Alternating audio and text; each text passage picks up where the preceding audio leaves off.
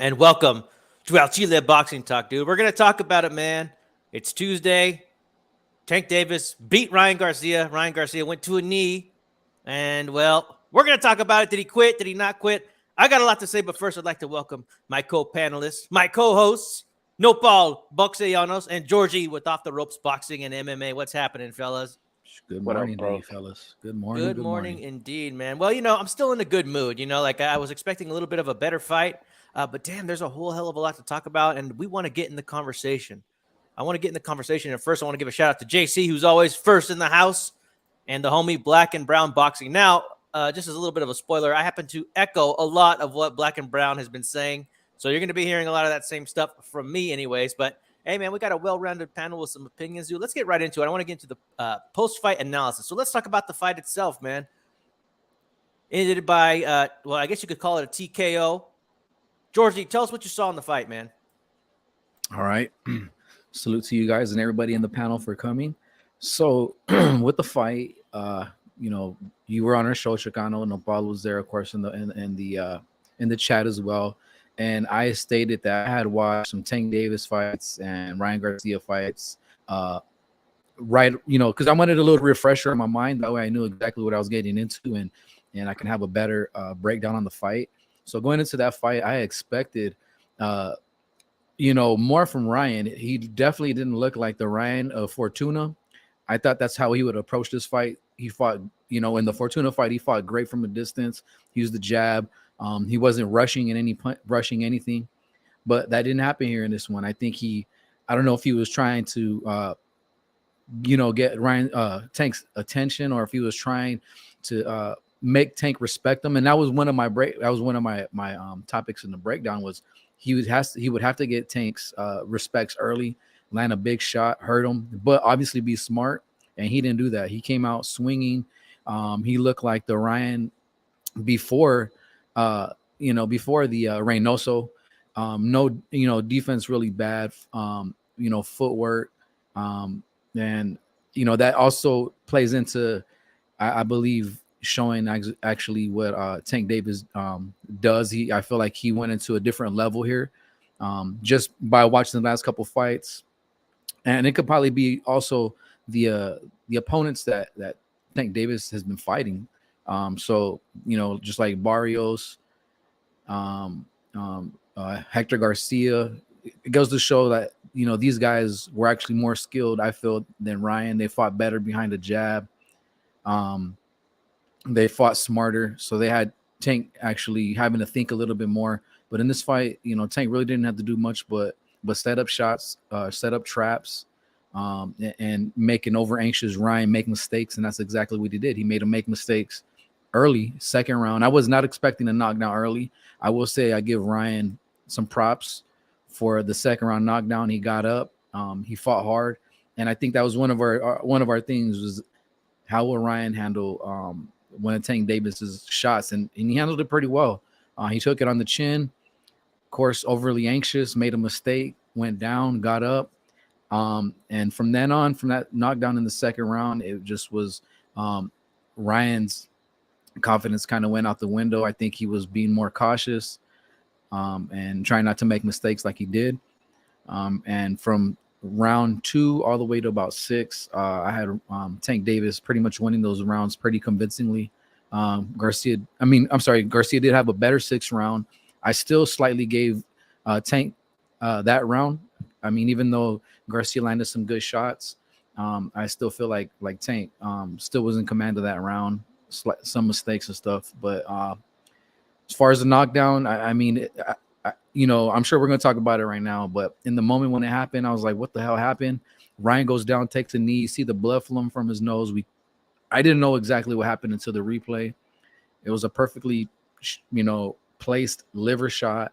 And that was all she wrote. I did expect Ryan to get up. I think like most of us, we thought, he would have got up, especially with this caliber of fight that he's in, mega fight.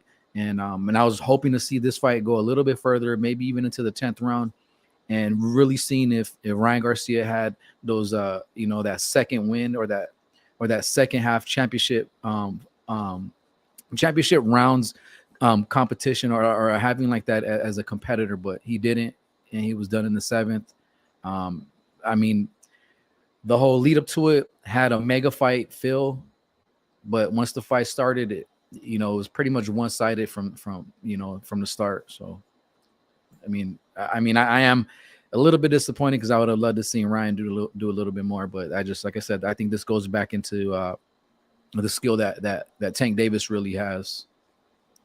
Man, I agree with all of that. I expected a little bit more from Ryan Garcia as well, but I'd like to give a warm welcome to the hired gun of Al Chile. Run PMC is here as well. Let's start with you, Run, after Georgie, and then we'll go to Nopal to finish it up. Would you like to add anything to your to the post-fight analysis segment?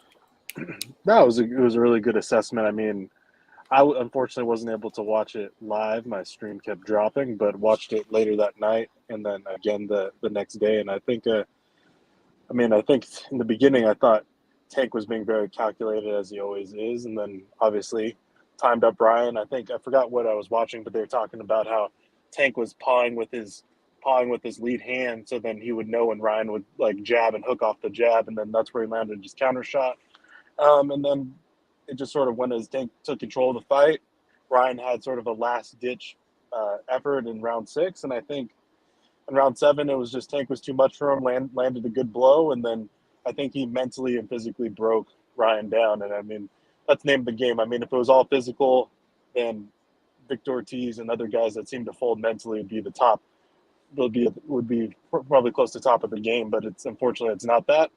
But I think it was a good event. I enjoyed that it seemed to be a big event feel, but I agree that I was expecting a little more from Ryan in the resiliency category. I mean, he's a world class level fighter. I mean, all the guys that you see on TV are at the top level, but I wanted to see a little bit more. Like he got up from the knockdown, man. Give him that was a hell of a knockdown in round 2, but I've never taken a body shot like that, but it just seemed to me that if he got up at like right at 10, I mean, every second's precious, but I would have loved to see him get up at 8 and just give it a go for like the rest of the round. Oh, yeah, we're going to get into that in a little bit because we want to talk about whether Ryan Garcia quit or not. Now, here's what Julio Cesar Chavez has to say about it. He says that it wasn't even a punch. I'm not going to watch him anymore. I don't want to watch any more Ryan Garcia fights. Count me out. Nopal, what do you have to say about all this, brother? Well, as you guys all know, we got a little group text thing going, and yeah, I thought that punch was a little fishy, bro. I didn't think that it had enough extension, but I did recently watch another clip, and now I'm in the middle. I'm like ready to accept that he did get knocked down, but that didn't quite look like his body language is kind of weird because the guy asked him what happened. Maybe he didn't want to talk about it, but I was like waiting for him to say, "Hey, he caught me with a good punch." At least say that, or whatever. But he was like, "Well, I don't really want to say anymore." I was disappointed with Ryan Garcia's performance. I thought verbally he presented his wealth in this whole event. He looked, you know, he acted very classy. He was like the A side type of fighter that, we all want to have. You know what I mean? And as the face of boxing, but his performance was very lacking. I did think that he won the first and the 6th round. I thought he did very good in the 2nd round when he was knocked down. I did see that there was some controversy there with the scoring.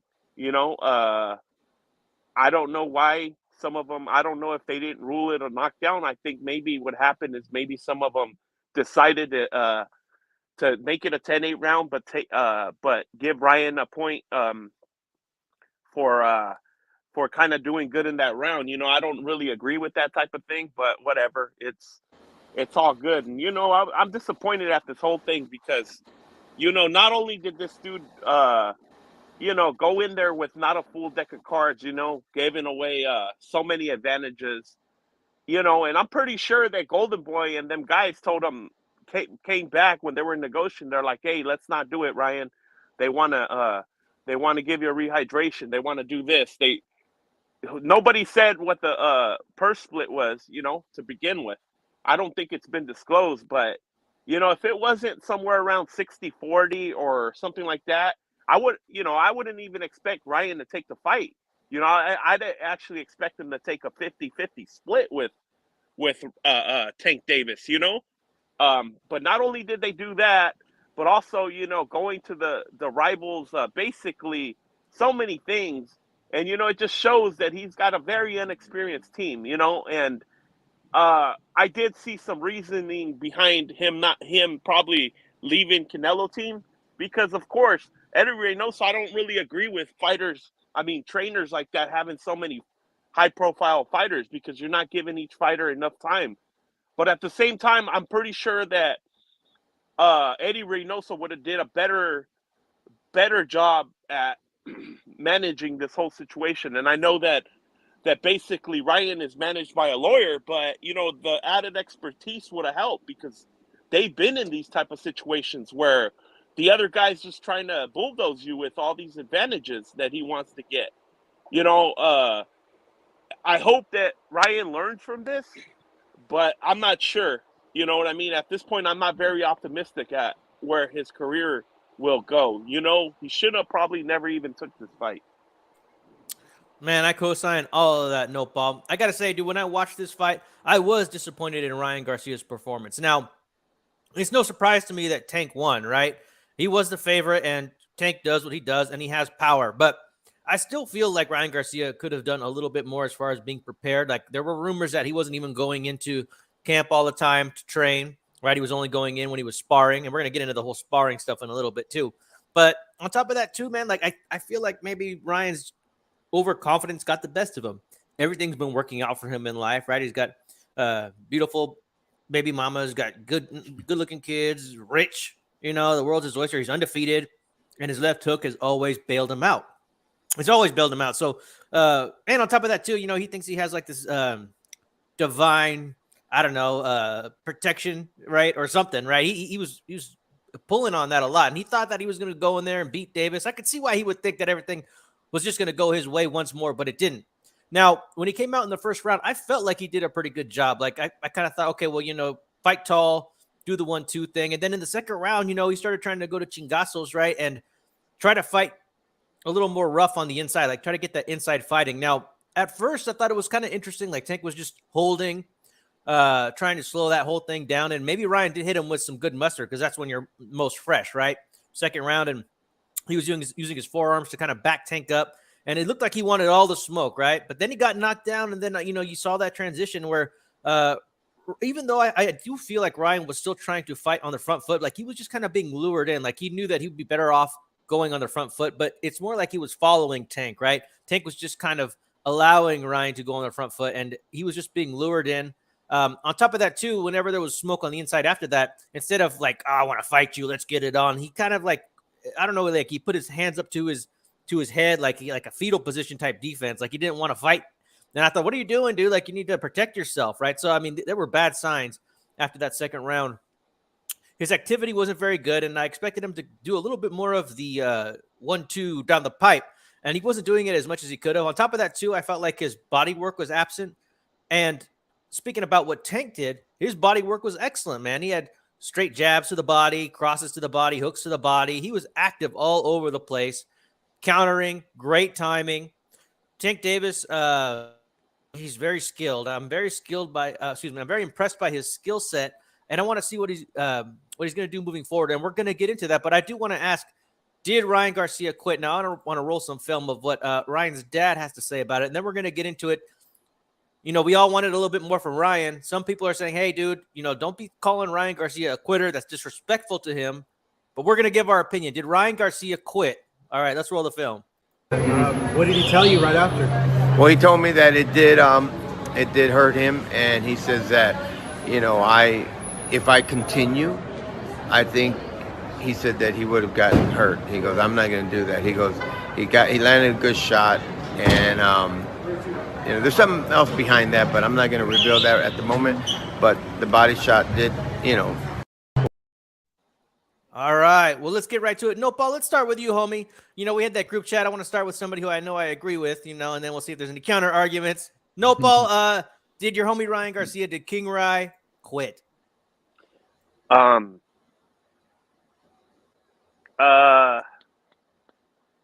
that's actually a pretty good explanation what his dad said. There's something else behind it, and taking into the account the situation with that little Mongolian guy, um, who probably everybody by now is aware of. He said that he hurt Tank with the same body shot, and of course they had spies. So basically, um, it isn't far fetched to believe that somebody told what's his name, what happened, and so he had his game plan all along to go to the body on one of them exchanges, because typically what a big fighter should do, and like we've seen this by experiences, when you want to fight tall, is like when the short guy gets close enough to you, just like Devin Haney, just freaking grab the guy, you know what I mean, and learn to fight inside the clinches, But like I said, I keep saying this all along, bro. The Mexican fighters, they're gonna have to learn and do this type of stuff, man. Even though some people hate it or whatever, it's gonna become a necessary skill, bro. If you want to compete with other fighters, that know how to fight this way. And you know, Tank Davis is really short, and like I said it before, as far as Canelo, some fighter he's got an advantage over some tall fighters. Not all of them because obviously there's Bivol, but other fighters, he's just got so much of an advantage because a tall fighter for them, it's really hard to go to the body on these short guys, and yeah. But as far as the quit situation, I'm disappointed because he couldn't get up and continue. We're used to these Mexican warriors that keep going and they figure out a way to pull out a win. But in this case, it is what it is. Maybe he thought that maybe he already got hurt in the gym to that punch. And, maybe it was to the point where the doctor might have told him, hey, just a little harder and your rib would have been broken.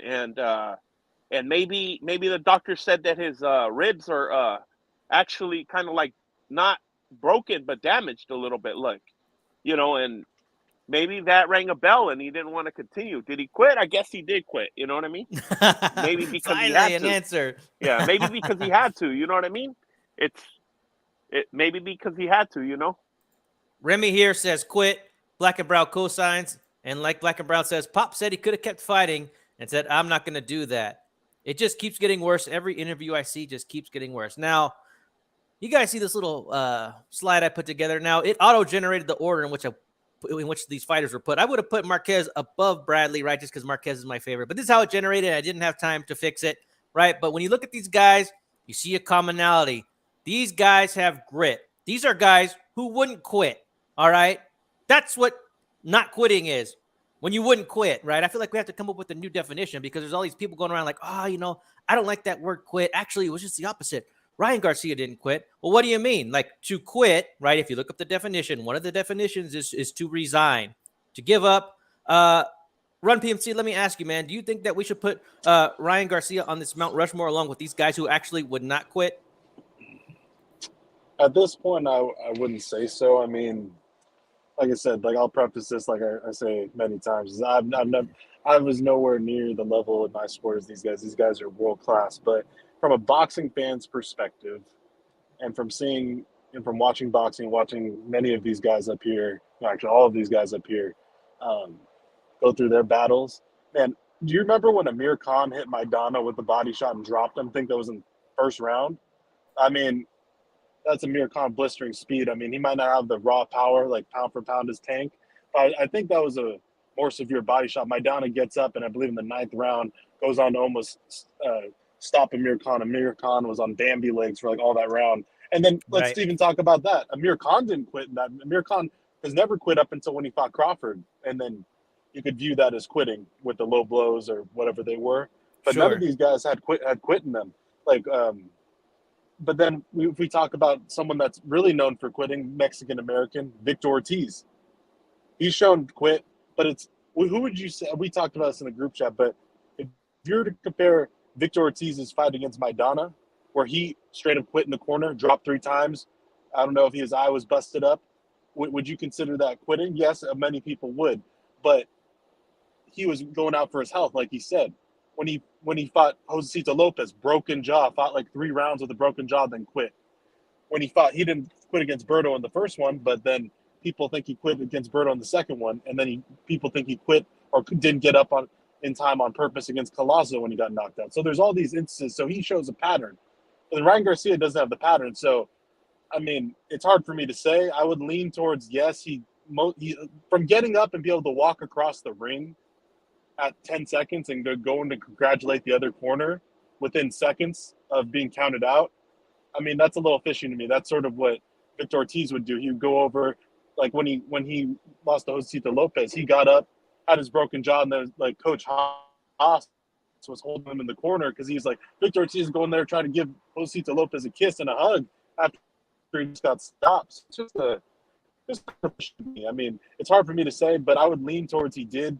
He could have gotten up and did stop it prematurely, just from the simple fact of his actions after. And it's not like he got up and like Joe Goossen brought the stool to him. But I want to touch on Joe Goossen too really quick because I'm not going to be on the entire show, but I was disappointed in Goossen. And I've been watching this since he went over back to Goossen, where Joe Goossen would travel down to San Diego to go to Ryan Garcia's like private gym to hold the training. Ryan Garcia wouldn't hold the camp to at 10 Goose Boxing Gym, which is supposed to get, like, it's known for getting like 110 degrees in there, and then they get guys in really good shape and really good conditioning. Yeah. But then Joe Goossen's traveling there. They're staying on the beach. They're talking about them barbecuing and grilling on the beach, and then this is a collaboration. This isn't a traditional trainer fighter or relationship. We're collaborating. It's like for a guy of Joe Goossen's stature, it seems like he must have got paid a lot of money because it seems like he turned into a yes man.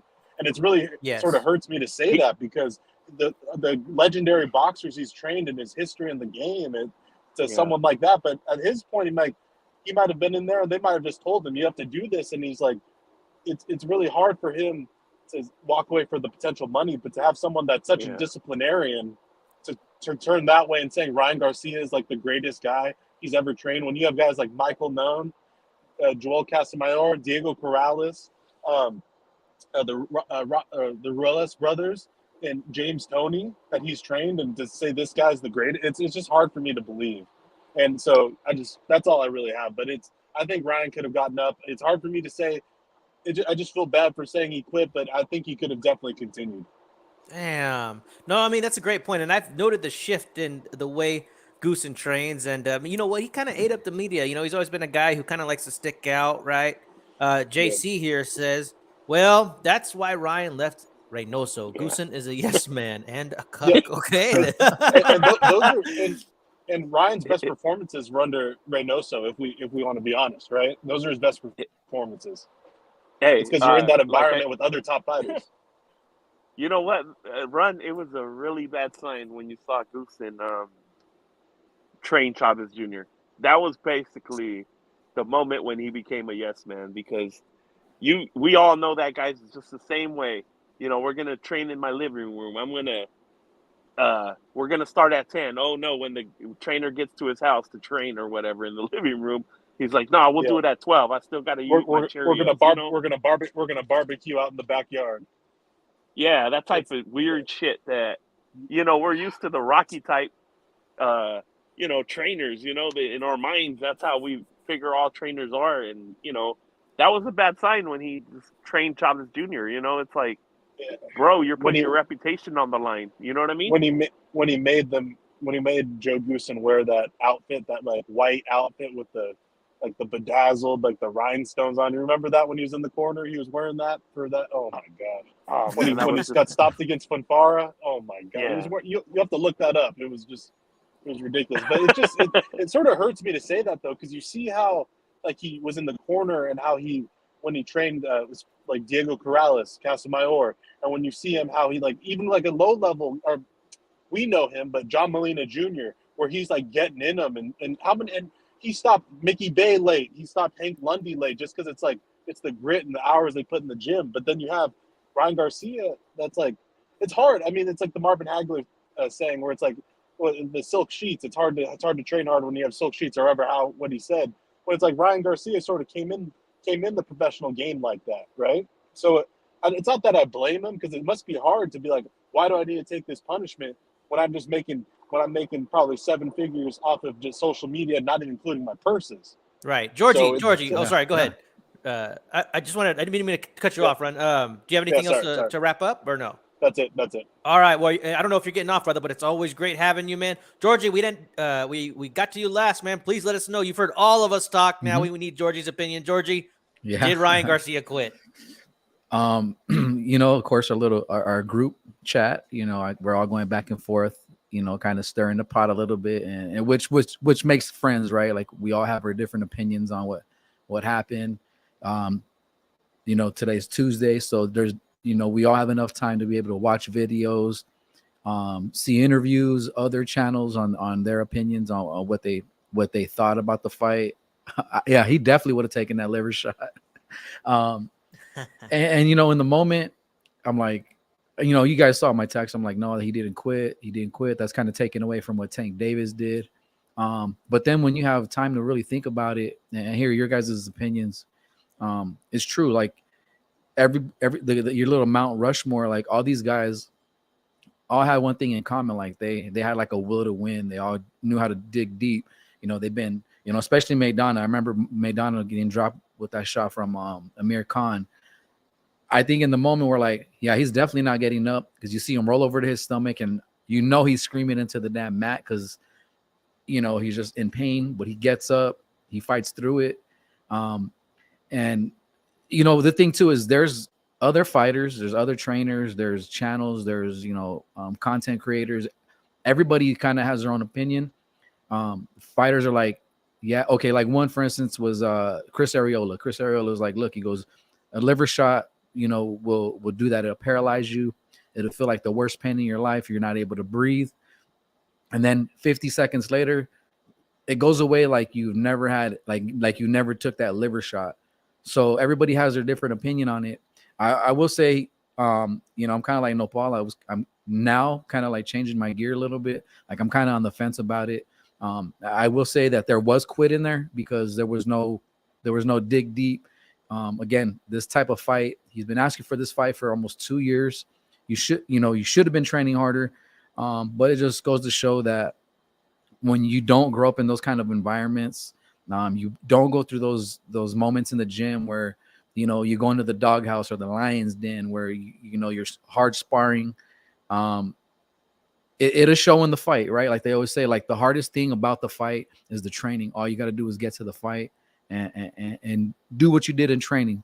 So I will say, yeah, that there was quit. There was definitely quit. But I also can understand, like I also see the side of, that would almost take away from what Tank Davis did. And then also, of course, the clauses, we really don't know exactly what Ryan felt. He did say that leading up to it, he didn't feel like his legs were there. He felt a little bit weak, but once the bell rang, he felt like everything kind of came together. He didn't, of course, he didn't look slow. He didn't look lethargic. He looked pretty fresh. He looked ready to go in the first couple of rounds until he got dropped. And I think he definitely felt those power shots. And for all the other guys that gone through the same thing that Ryan did, taking a shot to the body, they all knew how to dig deep. They all knew how to, to get to those championship rounds and really try to get shit going. And then, of course, Black and Brown, I watch his channel too. It almost like watching his channel, I was like almost thinking like, damn, you know what, did he just fucking sacrifice himself to be able to take a picture with Tank Davis? Because Right. I mean, he did definitely show some sportsmanship. Of course, there's guys that have their beef has been way bigger. It's been, hate, and then they still were able to kind of shake hands at the end. It almost had that feel of, these guys just really hated each other. And of course, it's cool to show sportsmanship or whatever, but he was just like caught in the moment. I think it was just everything. I will say, like I said, you guys know that I wasn't on board with the whole quitting, but when you get time to think about it, I think if we would have done this show like Monday or Sunday, like I would have been like 100%. He didn't quit. But now that I had time to really think about it, really go through over the history of boxing, go through other content creators and their opinions and fighters' opinions, like it was a debilitating shot, but he got up pretty quick. He got up pretty much at the 10 count. He wasn't like, touching his side. So there was that right there just kind of indicated more and more to me that there were some quit. So I mean, at the end of the day, we really don't know what Ryan felt. I think, him quitting got away from I think the fear of what was coming more. But like a true fighter that can dig deep is prepared for all of that. Like I said, it starts in the gym. It starts off in the training and all the hours of sparring. So I don't think he had that moment ever where he knew where he knew his body, where he knew what, I got hit with this shot. They have the mole. Maybe the mole didn't hit him with that hard of a shot. Maybe he did get hurt, but I just don't think that I don't think he dug deep enough to be able to make that run or try to make it a competitive fight or try to get to those late rounds. I mean, like I said, I definitely would say there was some quitting him. I want to give a shout out to Ron Marr, who says, and he echoes what Black and Brown has been saying, and what I'm saying. What's disappointing is that Garcia wasn't who he said he was. He's not that dude. That's the thing, man. He talked himself into this fight, right? Made it a big fight, even though, like I've said, this was nothing but a glorified cherry pick, in my opinion, right? There are some people who think it was fake. Like, here's my thing, bro. And there's people who are preachy saying, like, well, you couldn't take that liver shot. Other people are saying other things, right? Like, oh, well, listen to these people. Well, you could listen to boxers as well who also think that, hey, Garcia could have been, he could have continued on, right? And here's the thing. I'm not saying he should have continued, and I'm not saying Ryan's not tough. I'm not even saying that he wasn't badly hurt, and I'm not saying that the fight wasn't over, okay? All I'm saying is that the guy could have continued. He did quit, and we disrespect fighters who actually would not quit when we try to put people like Ryan, just because we don't like the framing of the word quit, because it does have a negative connotation. But when you resign, right? That's all I got to say, man. I want to give a shout out to Zordon Boxing Club. Man, I'll tell you what, man. I can't wait to see what Canelo says about this, because I don't know if you guys saw what he said about Zurdo Ramirez, but he basically called him a bitch and said he had no heart and that they knew him from the gym. You know what I mean? He said that after the Bibble fight. He talked all that, man. He fucking basically I think what he meant by that is Zurdo's just a waste. But I can't wait to see what he says about what happened here. Hopefully he's, I don't know, man. I can't say nothing at this point. At first I was kind of like, I was disappointed in Canelo a little bit because he hasn't shown no support for Ryan Garcia. But, I didn't really want to voice it because, maybe there's more to it. And, to be honest, from a guy like Canelo, it's like, what do you expect? Like, he's put in hella hard work, and just to see a guy like Ryan Garcia come through and throw all his popularity and just waste it like that, in a moment like this, and at the same time, not, pay his dues in the sport like he should have before he took a fight like this. It must be disappointing, Right. If he isn't going to show heart now, when is he going to show heart? Now, there's some people who show a hell of a lot of heart early on, and then, hey, they're at the end of their career, and they don't need to be taking this beating anymore in their minds. And that's a little different, right? So, I mean, you could look at somebody like Chavez, who, he didn't have any quit in him. He took a lot of chingazos. I'm sure he took a lot of pain. Maybe he had a high pain threshold as well, right? But there's a lot of fighters who, when they're young and they're on the come up and a fight means everything, that's when you dig deep. And that's when we get the great moments. And I feel like Ryan Garcia is never going to give us that great moment. I think he's limited. I don't see him really going anywhere moving forward, especially with a lack of heart like that with boxers. Go ahead, Ren. Yeah, well, we don't know. I mean, he might turn it around. I mean, he might in his next fights, but it's just once he's met with the same sort of obstacle he was met with this weekend, then we'll truly know, because they're going to give him like another. I don't know who's going to fight, but it's probably going to be like 1 to 2 soft touches to build him back up, gain some steam. But we'll see if once he fights a top guy, what he's about. Like, but it just gets me thinking, because it's like this fight. I mean, I enjoyed watching it, but it wasn't like a hellacious fight. Like, when I think of hellacious fights, I think of like Ortiz Berto 1, like Kirkland Angulo, like talking about recent, like, well, I guess like 10 years ago now, but it's like those guys had no quit in them if you watch those fights. And it's but to see that, it's just I wish he would have gotten up if he could get. If he legitimately could have gotten up, then he's telling the truth. It's what it is. But I just don't like there being like any excuses like surrounding fights. That's why it's unfortunate that there was like the certain clauses But then at the same time, I'm in the talk about the other side of my mouth where it's like, well, if you sign the contract, you sign the contract. And it's like, if he's not, I don't know. It's like, but who's the A side? But if you're truly A side, don't you have the power? But then people will say, oh, but then Tank will just pull out. So there's so many ways to look at it. But I wish Ryan, if he could, would have gotten up just so we just don't have that. And he doesn't have that like sort of stigma put on him because this guy, like, even though it seems like he was just given everything, like in the amateurs and through like the beginning of his life, he's put in, I'm sure he had to have put in like tons of work and worked really hard in the gym, win tournaments. And it's just like, maybe just when you're brought certain fortune that changes you. Right. I mean, dude, those are great points. And here's the last thing I forgot to say about the whole quitting thing. And then we're going to get into the mole in the camp thing. All I got to say is this, dude. I love a delayed body shot knockdown, okay? When a guy takes a chingazo to the body and then all of a sudden a couple seconds later drops because of the pain, man, I get satisfaction out of it. I've been watching boxing for a long time, right? We all know what that looks like. To me, like that, like I think that was just a little bit too long, man. I think he took a knee because he was in excruciating pain and he just didn't want anything coming at him right there because he wasn't prepared to take it. That's how I feel about it, man. The dude quit, which is fine. I'm not saying he needed to go out on his shield, but my favorite fighters are those fighters with heart. All right, man. Well, let's get into the whole idea of there being a mole in the camp right now. Like Ryan's dad was saying, people are alluding to the fact that, hey, maybe Ryan got dropped to the body. That's what Tank said. That's what other people were whispering, right? And here's what Ryan's training partner had to say about the whole thing. Hey, King Ryan. In sparring, I injured you with the body shot. Now you lost to Tank. I am sorry. Are you okay? Are you okay? Georgie, what do you think about this, man? This young man comes out. He's 5-0. I think he's from Eastern Europe. He was an Olympian. And after all this, he takes the opportunity to go on Twitter and make himself known and talk about this. Georgie, what are your thoughts? I still really don't know. Like, I mean, of course, it was said in the beginning, right? I mean, it was said maybe last week that a mole came out and said that Ryan was hit by a body shot and he was hurt. Could he be fucking, clout chasing, whatever they call it? I really don't know. I mean, if we won't really know it unless Ryan like really, really confirms, you know what? Yeah, this is the guy I sparred.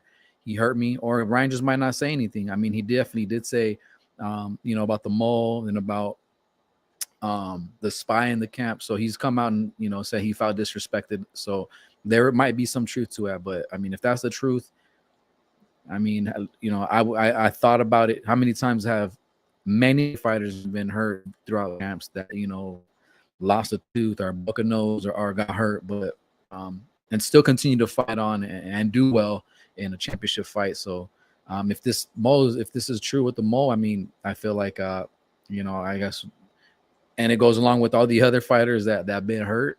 I guess Ryan needs to just get in line because he won't be the only guy, and he definitely won't be the only guy that has and will get hurt during sparring. Yeah, and so this dude came out with a second video where he goes on to say that, hey, I wasn't trying to clout chase. Like, people are giving me a hard time. I was actually just trying to apologize, make sure he was okay. I was getting paid $6,000 a month to spar with Ryan Garcia. I hit him with a body shot. He went down. He got hospitalized. Then they cut my pay, cut it in half, and then they sent me home. And so he's trying to act like some kind of victim. Nopal, what do you think about this? Ah, man, he should just start his own podcast at this point, man. Because, he's talking a lot of shit. And, I think that was the mole, man. Or, there's another possibility. I know Run mentioned that Ryan was making goose and go over there, but also I saw on Twitter Sonteo was mentioning that it was the stupidest mistake for Ryan to even train at that gym at all, because Sonteo's saying that that's known basically as a PBC gym. So just the fact of Ryan saying that that there was a mole, or anybody saying there was a mole, that's pretty not really accurate, because it's like maybe everybody in the gym is a freaking mole, because if it's known as a PBC gym, then of course the information is going to get back. And now I don't know if, by what Run said is that he was making goose and go out there. Maybe, I'm not sure how many training sessions he had at the Goosen gym. You know what I mean? Like, and maybe that's where he got hurt. So I don't know.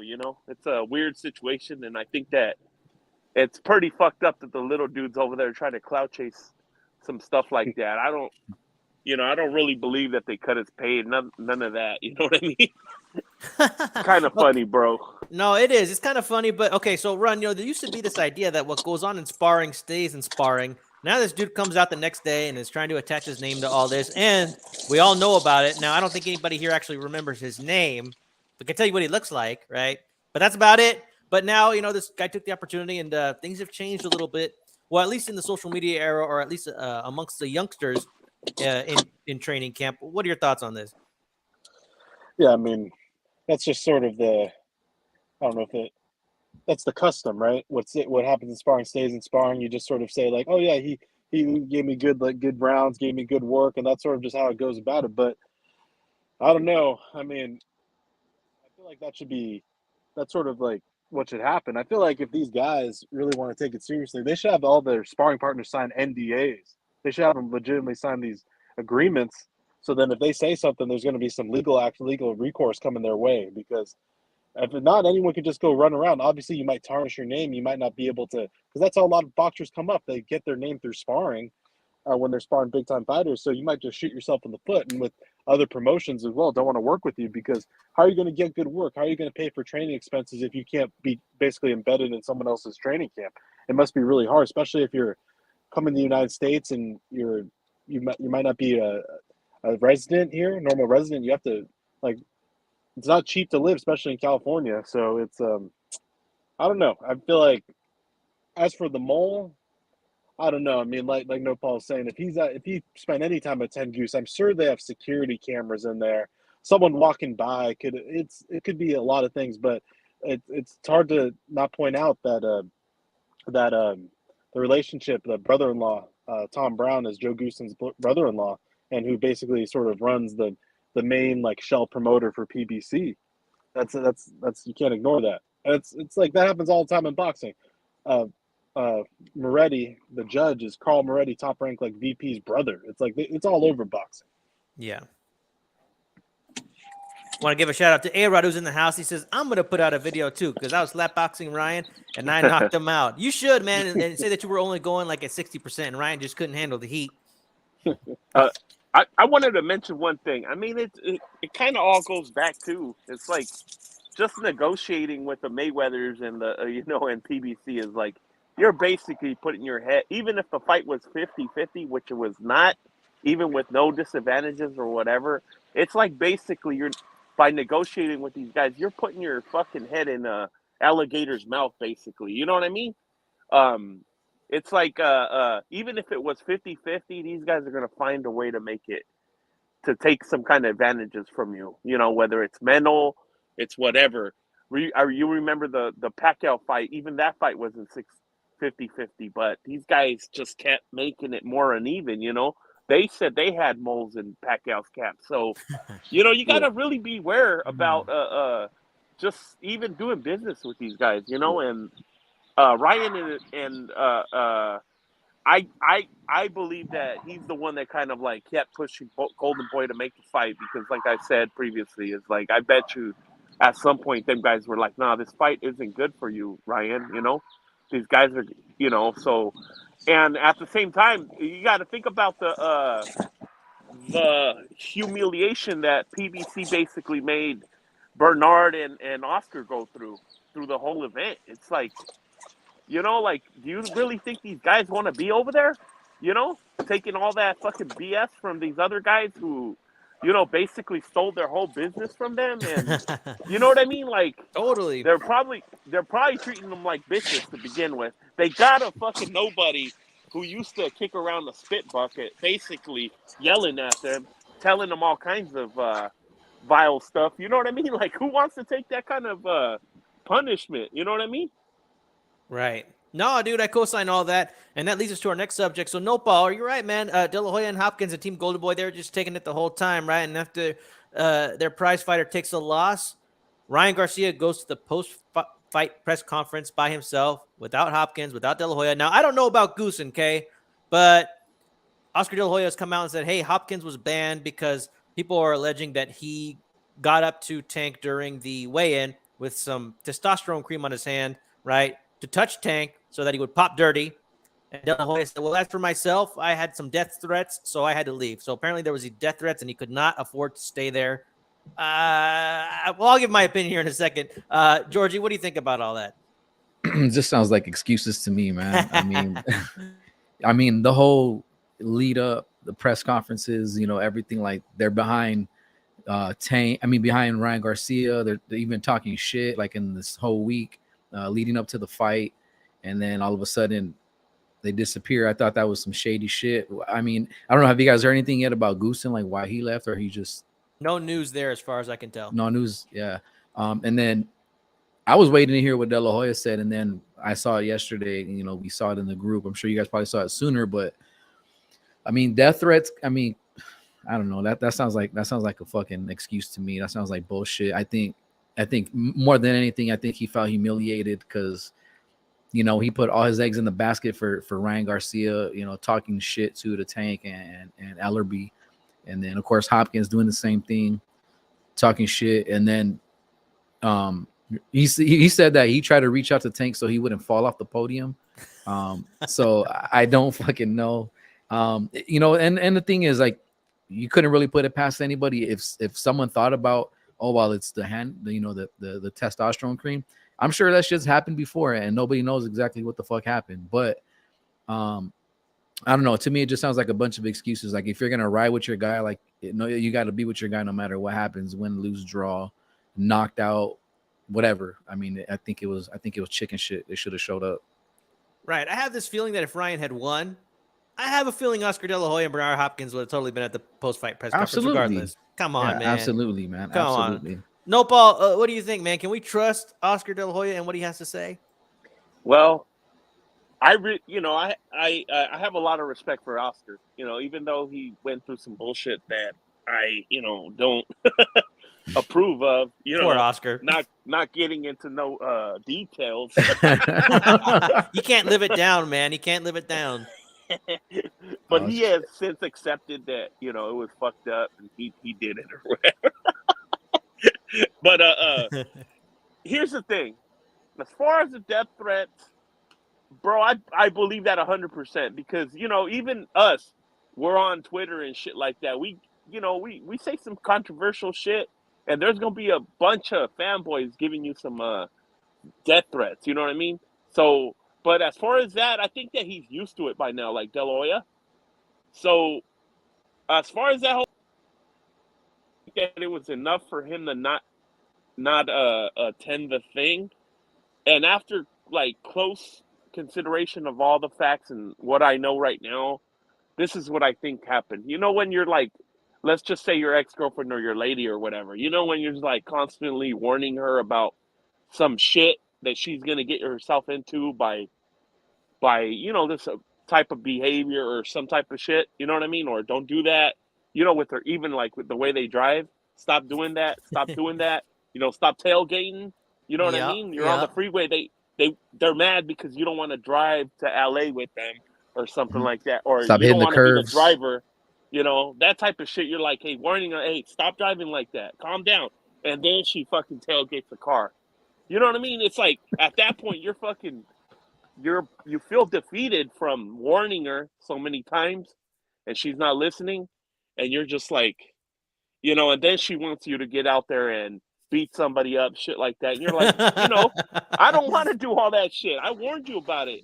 You handle this shit now. You know what I mean? But of course, that's your lady, so you got to take care of it. But I can see the same scenario with Golden Boy and them. I don't think that these guys wanted to give up all them advantages. I don't think that. I believe that they would rather.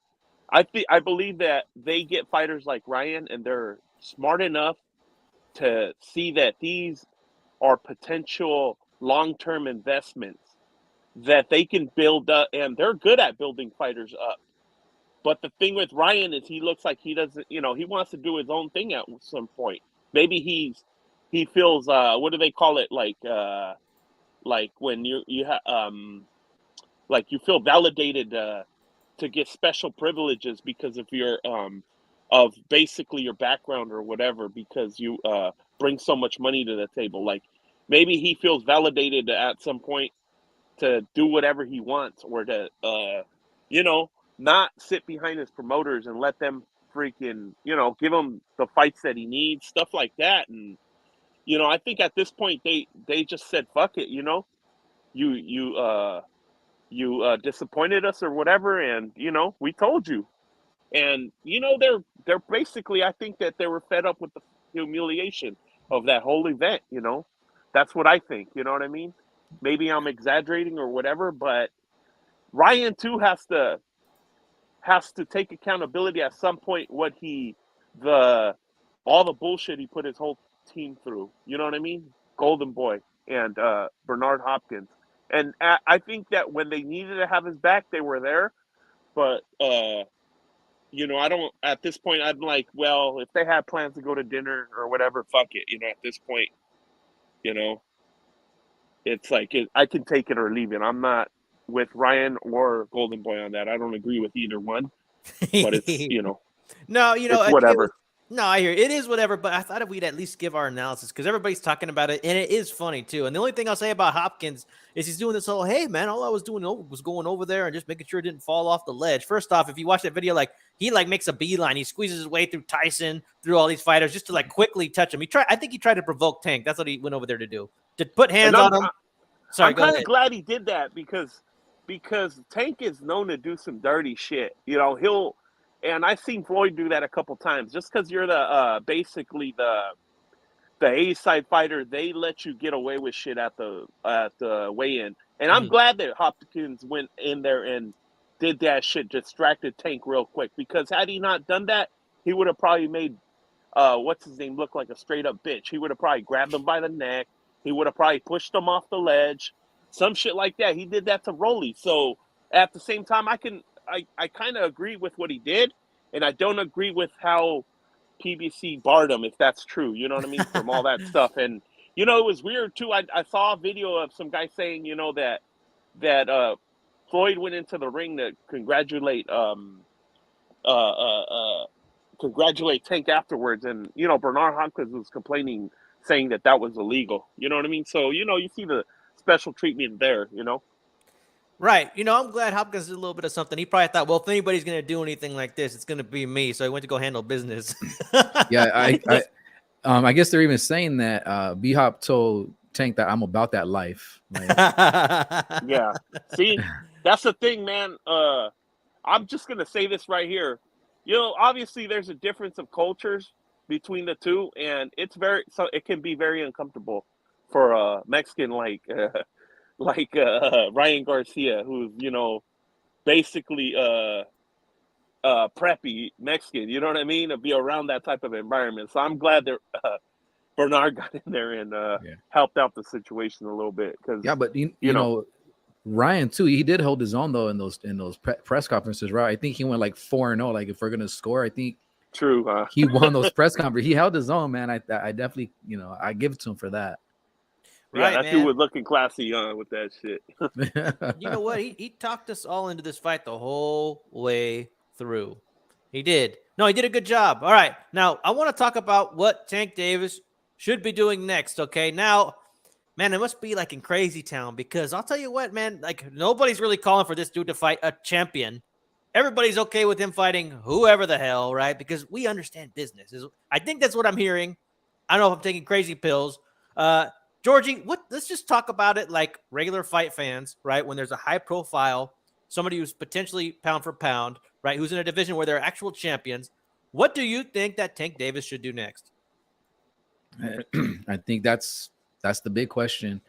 You know, on paper, without promotion, without jumping through hoops, like we know exactly what should be next. Like it should be either Haney, the winner of Haney and Loma, you know, Shakur. Like if no promotions, if there was no such thing as promotions not working with each other, and on paper, like that should be the next thing, right? He should be fighting one of these 3 or 4 guys. You know, they're definitely in the top division. I did see something this morning. I don't know how true it is, but He's looking to have a rematch with Isaac Cruz. I really don't know how I feel about that. I mean, maybe there's so much controversy behind it. A lot of people, I think, were 50-50. They thought Isaac Cruz did enough to win the fight. It wasn't Tank's best performance. Yeah, he fought with a broken hand. Maybe he wants to run that back and really show, what, this is how I'm going to do with two hands. So I really don't know. Again, like if no promotion beef or hoops and jumping through hoops and all the kind of other shit didn't exist, like I would love to see him fight the winner of Devin Haney and Lomachenko, and then even a Shakur. There's still a couple other names out there that would be a pretty decent fight, especially with guys that have names. But I think kind of based off of this performance, yeah, he beat Ryan Garcia. Ryan Garcia didn't show, to be the guy he made us believe that he was. I think Haney and Shakur are probably the two best at that division. I think that's the super fight. I think that's the super fight to make. I think him and Haney would be a pretty high competition of skill, but I think the X factor there for me would be that Gervonta Davis doesn't really let you tie up. I mean, we saw it with Ryan Garcia, like he smothered Garcia, so he was able to get there faster. Height and length kind of matter there, and I think that Davis definitely would have some power, because we've seen Haney get hurt in some of the fights, but I think he could beat Haney, and I think the big fight, like the mega fight, would actually be Shakur Stevenson. That's right, it would be. I want to give a shout out again to Zordon Boxing Club. It says a Cruz rematch would be nice. Come on, homie, a Cruz rematch, dude. See, this is what I'm talking about. The dude's 28. We're talking about Tank like he's 23 or something. Like, dude, nobody cares about that Isaac Cruz rematch. I'll say this. Yes, the fight was close, okay? Yes, the dude went the distance with Tank, right? But there are bigger fish to fry. I don't care about that fight. And A-Rod here says, there are more money fighting Pitbull because all the casuals know I want to see him run it back. Right? I mean, this is all getting ridiculous, dude. Like, the guy gets a pass, right? This shit's pissing me off. Like, I want to see Tank Davis fight the best. I think that this guy could be right up there, right? But here's what was going on in 2022. Canelo needs to fight, or just recently, Canelo needs to fight Benavidez next, right? And this is immediately after Benavidez wins, right? But now it's like, well, Tank can fight whoever he wants. Isaac Cruz, I'm not mad at it. It's just so funny how the narratives can change. Man, in the blink of an eye, all of a sudden, we understand business. Hey, crossing the street, blah, blah, blah, blah, blah. I want to see Tank Davis fight. I want to see him fight one of two people, man. Shakur Stevenson or Devin Haney, or a champion at 140 pounds. I mean, there's even talk about this dude going up to 140 to fight Raleigh once Raleigh snatches up that vacant 140-pound belt, which he's due to fight in I think a couple of weeks or something like that. I'm in crazy town. No, Paul, what do you think about all this? Man, you guys are gonna hate me for this, but hey, man, they got a plan over there at PBC, and it's working, bro. The first victim came through. That builds up his resume really good, bro. I did see after all this shit that, that we don't like the way they're building the dude up, but realistically, belts don't fucking matter. We've known that for a long time. We're not the cocksuckers that are saying, hey, it's all about undisputed, bro. It is about undisputed, but only if you beat the good champions. You know what I mean? Like, right. How good is it to just beat a nobody for undisputed? You know what I mean? And now you got 4 belts that you didn't really earn. You just beat the guy that happened to beat the other guy. It's not really about that, bro. It's, I can see what these guys are doing, and it's working good, because if you look at his resume, a thing that stands out to me the other day I don't know if it's true because I didn't go to BoxRec to figure it out, but so far the dude's fought 6 undefeated fighters. You know what I mean? And the only thing you could say about it is maybe they didn't have all that good experience that you would expect, and that would make that worthy of saying that the dudes were undefeated. But they're onto something, because when you go back and look at Mayweather's resume, it's got a lot of holes, and you see that he only fought 2 undefeated fighters, I think, or 1. You know what I mean? So they're onto something, and by the time they do fight the guys, I think, by the time they do fight the guys, these other guys are going to be already shop worn, basically. You know what I mean? Or they're gonna be exposed on some kind of weakness. You know, maybe they don't have a chin, but after so many fights, you do get exposed. And I think that at the end of the day, they're just going the Mayweather route. And if you know anything about Mayweather, I mean, he's basically said TBE so many times that there are certain fanboys that actually believe it. And at the end of the day, for these guys, that's all that matters. So, you know, I'm not gonna get mad or anything because, you know, basically I see what they're doing, and these guys, you can't really shame them into doing the right thing. So, you know, it's like, what good is that gonna do? I'm just gonna keep, you know, rowing my boat on Tank Davis fights and, you know, watching them, and that's it, man. You know, I can't really expect nothing from these guys because you know who we're dealing with, and you know everybody else is going to be like, just like your slide right there. Canelo needs to fight Benavidez next, and that's what everybody's saying. But Tank and his team is so smart that they got to a point where nobody even cares what he does. As It's far as amazing. nobody puts any kind of pressure, bro. And at the end of the day, he's gonna have a hell of a resume probably when he retires. He's Who? gonna have a hell of a resume either way, bro, because eventually he will fight one of these guys, you know? And these guys are gonna be like ready to retire or something, and that dude is gonna be on his resume. You know, just Well, like Mayweather. dude, I'll just say this, dude. You know, if you ask me, I think John Ryder is a better fighter pound for pound than Ryan Garcia as far as quality opinion. Of Oh yeah. course it is, but uh how many fanboys are you gonna get to fucking bend the knee on that one and accept what you're saying? You know, because they got a whole army of fools over there that are willing to fucking lie and do whatever for Tank. So even though we know that, there's still other guys, even not just the fanboys. There's even guys that hate Canelo so much that they won't admit that. You know, we know a couple that'll say that, oh, that was a better win for this guy. You know what I mean? So it's like, it's hard, bro. We're not in a good position to argue with anybody because a lot of this shit has to do with making money on YouTube, anyways. You know? I guess that's true, man. I guess I'm just putting too much energy into it, and I just should stop caring because you're right, bro. We've been conditioned to just allow it, and it's all good. So I'm not gonna rage. Georgie, any final thoughts on this, man?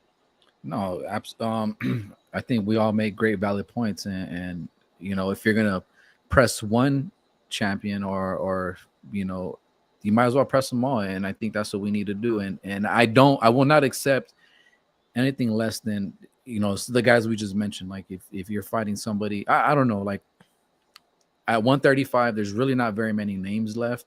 I mean, if you're really gonna try to go for all the belts, like all those guys are the ones that have the belts, right? So I expect nothing less. Yeah. But I was going to also add, man, it's like, what more do you expect? It's like, the dude's pretty small. Do you guys think he'll ever go? He'll probably go to 140, put a catch weight on somebody, and get that belt real quick. But the dude's probably going to try to stay at 135 his whole career. He's really small, bro. And I know that Pacquiao freaking moved up there, but I don't know if this other guy can carry the same weight. And, you know, he will get away with doing all kinds of catch weights and, you know, rehydration clauses, you know? So, like, Devin Haney, bro, you can tell he might end up at, like, 154, you know? Like, Eventually. he carries enough, you know, size, and then the other, Shakur probably too, you know? That's probably where they're going to end their career, you know? So it's like, realistically, it's like, will those fights ever even happen? You know, because these guys know the formula too. Is the formula for them is not to have two African Americans fighting against each other, because first of all, they all know each other's tricks. You know what I mean? They fight the same. They're all willing to clinch. They're all willing. You know, their formula is to just fight Mexicans because that's what brings them the money. That's what, you know. That's how they can get views to the fight. A fight versus the other guys might not even sell. So they know better than, you know, exposing themselves versus certain styles. So, you know, for me, I just think that, you know, those fights that might not even ever happen, you know, Shakur or Haney, because them guys might move up, or, you know, they're going to be out of the range of that weight class. That's true. Yeah. Plus, do they want to take it the way Ryan Garcia and Golden Boy had to take it? I mean, if you sign a contract with Davis, I mean, they're just going to be shitting on you the whole way through. Yeah.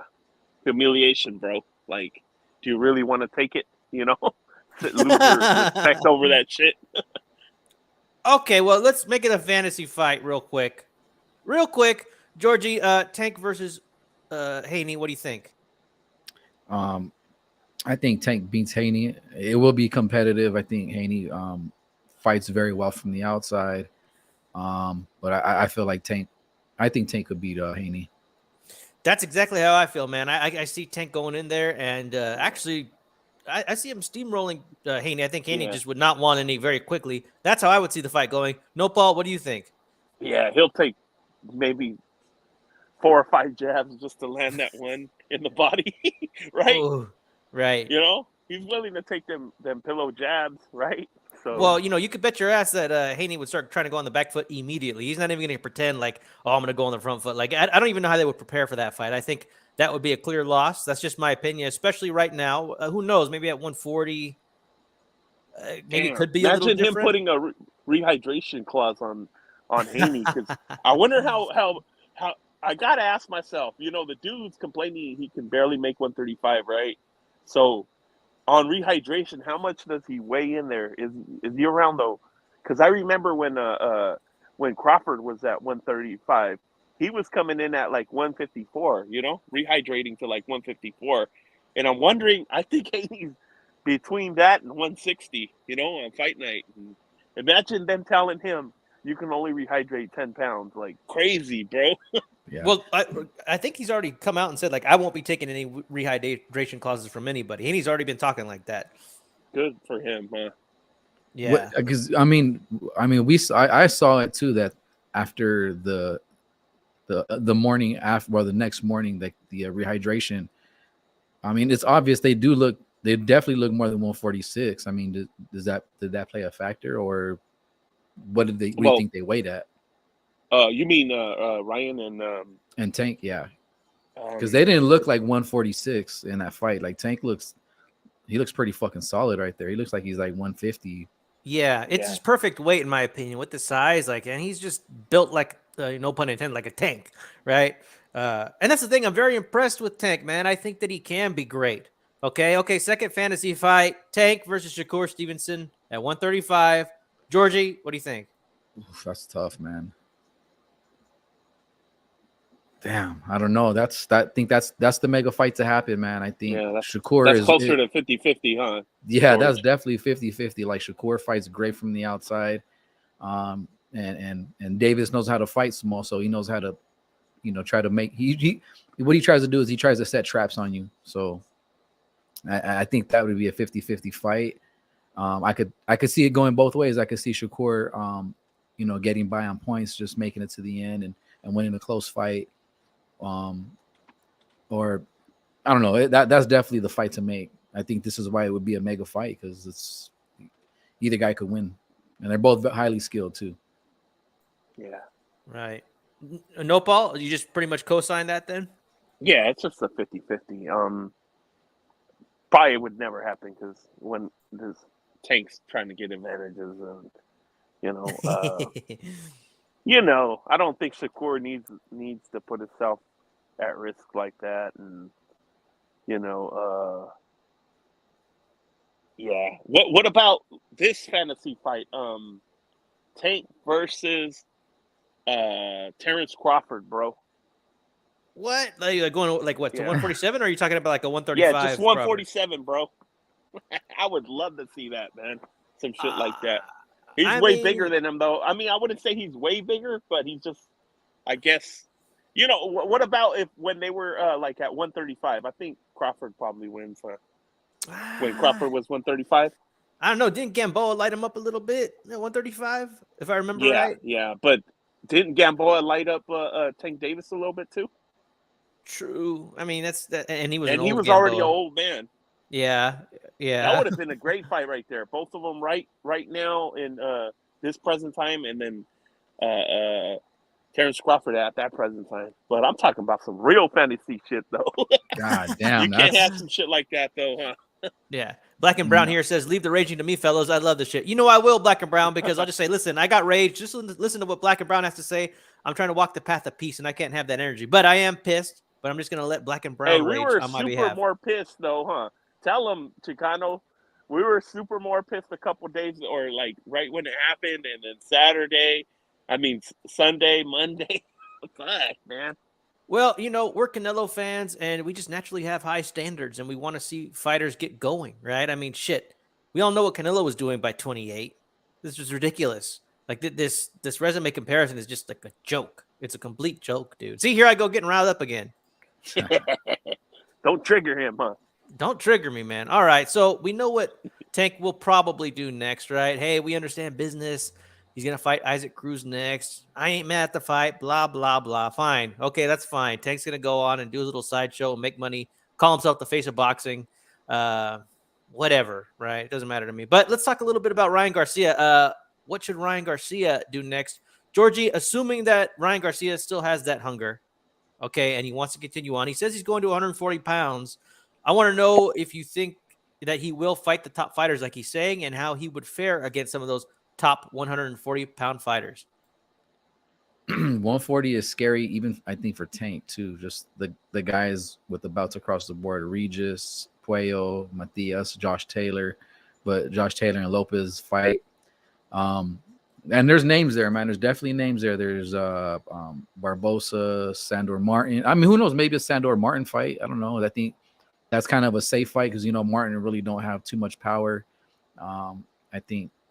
I don't know. It's hard to really say because 140, I feel like there's more fighters at 140 than there is at 135. So I think, I don't know. Who knows? Maybe even if Rolly Romero. No, actually, I can't. Rolly Romero's fighting. So that to me, I think these guys had beef for so long. And it goes back to sparring. Even Rolly Romero confronting Ryan Garcia at fights. There's videos all over YouTube. It's pretty funny. And a couple of years back, I was big on that fight because I wanted to see that fight, Rolly Romero and Ryan Garcia, because like I said, they've had beef. But 140, it's hard to really say, man, who would be a fight. We definitely could see like the top 10 standings on all four divisions. I mean, not divisions, but all four sanctionings. So I'm sure they'll probably pull somebody out of there, get him, 2 wins, and then possibly. If Romero wins, who knows? Maybe you could see like a Romero and Ryan Garcia in the future. If Ryan can't get up for a Tank Davis fight, I just find it hard to believe that he's going to get up and improve for a top 140 pounder. I don't know. What do you think, Nopal? I don't know, man. At this point, props to Ryan for trying. Give it kind of like a college try, I guess. But for now, bro, he's on my Andy Reid's list, / Broner. I don't really know what's up with him. I don't really care for right now. I just, I would like to see him kind of, get two good little fights under his belt and, get back into it. But I just don't really have any faith that his career is going to be significant at this point. Like, I just don't have any faith, but guess what? I love to be wrong. So let's see what happens.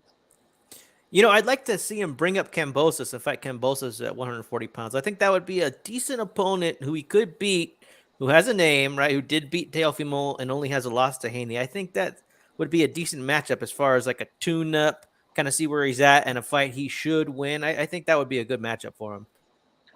I think it would, but I don't think he's ready for that, man. I think he needs an easier fight first, no? Like, I mean, I don't know how much easier it's going to get as far as like a top fighter, quote unquote, right? Sandor Martin, he might be too elusive. I mean, it would just be a stink fest, right? But I mean, that fight would that fight already bores me. Like, I wouldn't even really look forward to watching that fight. I mean, Martin has such a horrible style. Like, it's not very fun to watch. I know he goes around acting like a victim, like he got robbed in his last fight against Teofimo, but he could shut up as far as I'm concerned. Like, if I didn't watch another fight of Sandor Martin, I would be better off, bro. Yeah, that actually would be pretty good. It's a solid fight. Kambosos. I don't know. I think that wouldn't be too bad. Yeah, it would be good fight. It would be a great fight. That would probably be, I don't think anybody would object to that. I just don't think he's ready for that, man. He'd probably get knocked out by Kambosos, bro. Oh yeah. And Black and Brown Boxing says, "Here's now I got to argue with these dudes over Tank is the new face. I blame Ryan. Yeah, it is Ryan's fault. Like you said, man, he served it up to Tank to take that mantle. And all I got to say is this is a one-off, right? Yes, the pay-per-view buys for Tank Davis versus Ryan Garcia might indeed be very good. Say they are really good, right? And we know that this next fight of Canelo's probably shouldn't be on pay-per-view. Like I would have liked seeing this fight, like I don't know, like on Free to Zone, like some of the other fights used to be, some of the better fights of Canelo's used to be, but we're going to have to pay for it, right, to offset the fact that Canelo's fighting in Mexico or however they're going to justify it. This fight, Tank versus Ryan, will probably outperform Canelo versus John Ryder, but I don't know if that necessarily makes Tank the face of boxing. Usually when two fighters like Ryan and Tank get together and create good numbers, there's nothing wrong with that. I think that's a good thing. There can be more than one draw in boxing, but can Tank sustain that? I don't know if he can, man. Like, I mean, they'd have to be really clever about it with their opponent selection, and they are very good. And I mean, if they're okay with going back to like the 200,000, maybe 300,000, like I think that Tank will have a bump after this, but it's not going to last for very long, and it's not going to be as high as perhaps Team Mayweather is hoping. Yeah, it would, like you said, he would have to sustain, of course, the opponents, right?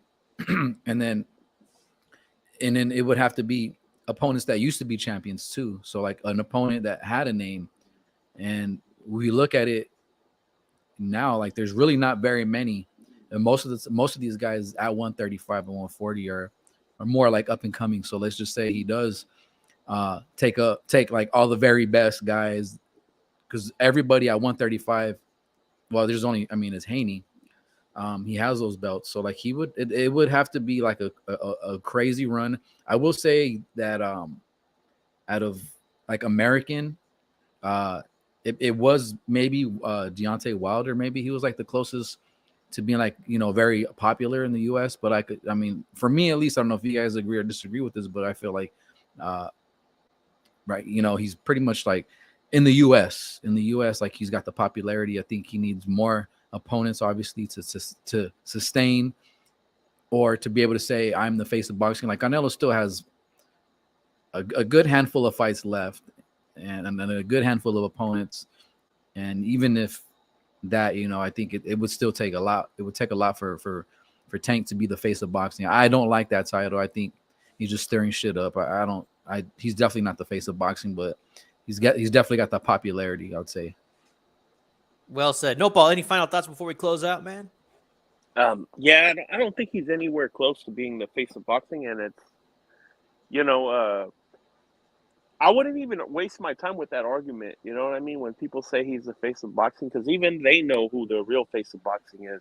Right. I mean, Tank is basically he might be the face of the urban neighborhoods, maybe. You know what I mean? I think that's what he's the face of, because some people do know him in the hood, you know, and he's the face of that. But you know, those people all know who Canelo is. You know, I hang around with a lot of people on the weekends, and they all know who Canelo is. You know, all the black dudes I ask over here, they all know who Canelo is, and you know, and it's like half and half on who knows Tank. You know, Right. So, and not just that. I mean, it's just like it's crazy, because this is his first pay-per-view that does actually good numbers. I think from Tank's side, they're saying it did about 700K, but Canelo's first pay-per-view, don't forget it did over 2 million versus Floyd, and you Right. know I mean, maybe that's an unfair comparison, but at the same time, you know, Canelo after that consistently sold good pay-per-view numbers. Yeah, his With pay-per-view with Chavez did over 1 million, and then he did pay-per-views with Golovkin that did well. The Cotto fight did well too, if I remember right.